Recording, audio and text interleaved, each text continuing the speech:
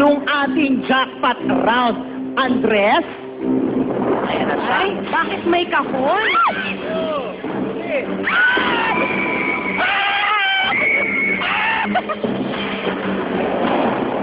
Yan ang magaganap sa jackpot round. Kung anong eksaktong mangyayari, hindi natin malalaman hanggat hindi nagagawa. Oh, mga kaangkas, kausapin nyo na ang inyong mga pasaheros dahil sasakay na mga pasaheros sa ating jeep.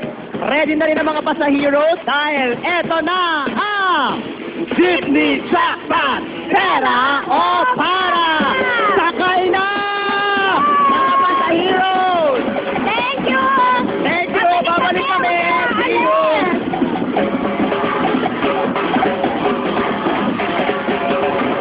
Eto na mga artista na may kapatid na artista na mga artistahin sila na.